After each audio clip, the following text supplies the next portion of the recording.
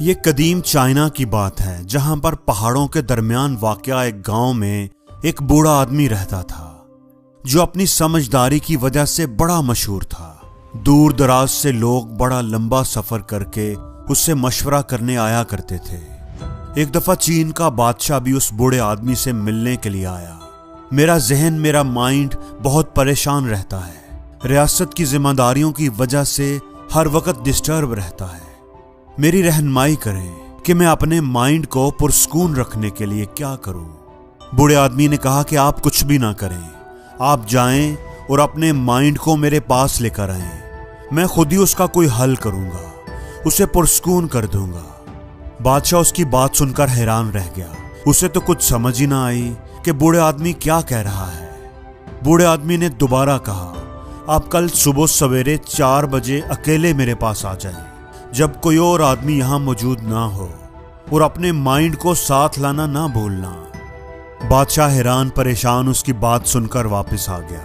اس کو تو ساری رات نیند نہ آئی، وہ کروٹیں بدلتا رہا اور سوچتا رہا کہ بوڑھے آدمی نے کیا بات کی ہے، اپنے مائنڈ کو بھی ساتھ لے کر آؤ۔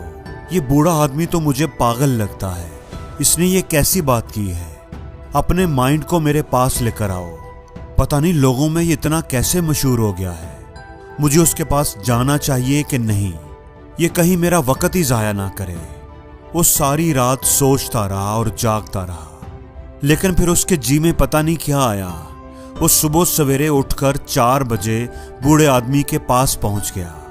بوڑھا آدمی بادشاہ کو دیکھ کر مسکرایا، اچھا تو آپ آ گئے ہیں، آپ کا مائنڈ کدھر ہے، اس کو ساتھ لائے ہیں کہ نہیں؟ اب بادشاہ آخر بادشاہ تھا، اس کو تھوڑا غصہ آ گیا، یہ آپ کیا بات کر رہے ہیں؟ میں اگر ادھر آپ کے پاس ہوں، سامنے ہوں، تو میرا مائنڈ بھی تو میرے ساتھ ہی ہے، یہ کوئی ایسی چیز تو نہیں ہے کہ جسے میں کہیں رکھ کر بھول کر آ سکتا ہوں، میرا مائنڈ تو میرے اندر ہی ہے۔ بوڑھے آدمی نے کہا کہ اچھا ٹھیک ہے، تو اب یہ بات طے ہو گئی کہ آپ کا مائنڈ آپ کے اندر ہی ہے۔ بادشاہ نے کہا کہ ہاں، وہ میرے اندر ہی ہے۔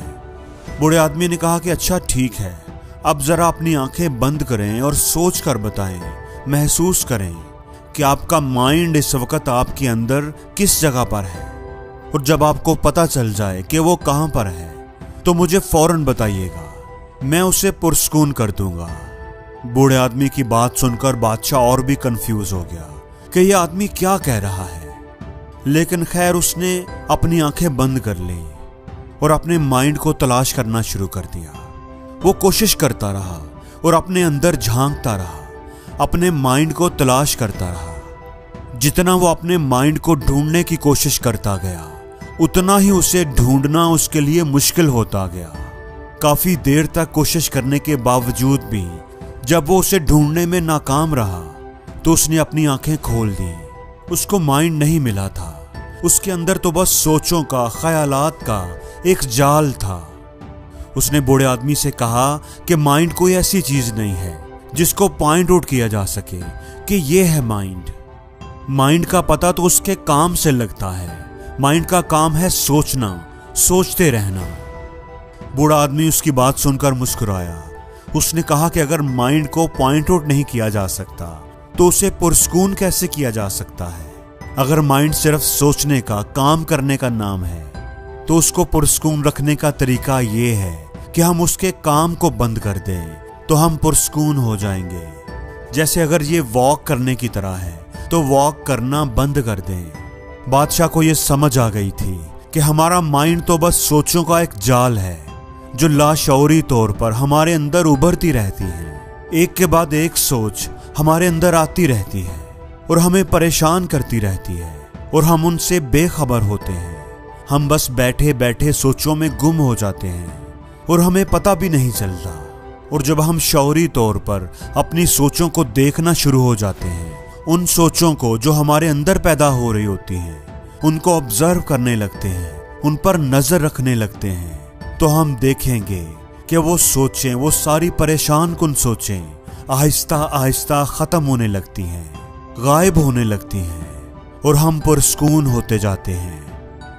دوستو، اگر ہم اپنی زندگیوں کی طرف دیکھیں تو اس دنیا میں لاکھوں لوگ اپنے ذہن میں آنے والی مختلف سوچوں کی وجہ سے پریشان رہتے ہیں، और ज़हनी तकलीफ जिस्मानी तकलीफ से कहीं बढ़कर होती है। लोग इसलिए तकलीफ उठाते हैं, परेशान रहते हैं, क्योंकि वो अपनी सोचों पर गौर नहीं करते। वो नदी की लहरों की तरह अपनी सोचों के साथ बहते रहते हैं, उन पर गौर नहीं करते, अपने अंदर झांकते नहीं। अगर हम अपने अंदर झांकें, शऊरी तौर पर देखें, तो हमें पता चलेगा कि हमारा माइंड कुछ भी नहीं है। वो तो बस सोचों का एक जाल है जो लाशऊरी तौर पर हमारे जहन में आती रहती हैं। और जब हम अपनी सोचों के बारे अवेयर हो जाते हैं, उन पर नजर रखने लगते हैं कि हम क्या सोच रहे हैं, तो वो परेशान करने वाली सोचें खुद ही गायब हो जाती हैं। हमारा जहन खाली हो जाता है, गायब हो जाता है और हम पुरस्कून हो जाते हैं।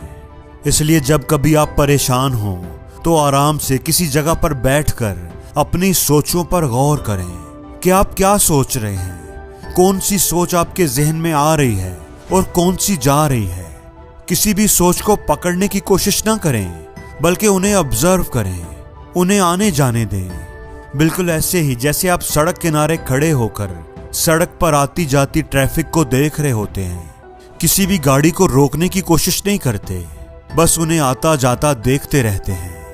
जब आप पुरस्कून होकर अपनी सोचों को ऑब्जर्व करने लगते हैं कि कौन सी सोच आ रही है, कौन सी जा रही है, तो वो सारी सोचें आहिस्ता आहिस्ता मध्यम पड़ने लगती हैं और फिर खत्म हो जाती हैं। और आपके पास सिर्फ आपका अपना आप बचता है जो बिल्कुल पुरस्कून होता है। और जिंदगी में हर रोज कुछ नया सीखो, नया सोचो, नया करो, लर्न करो।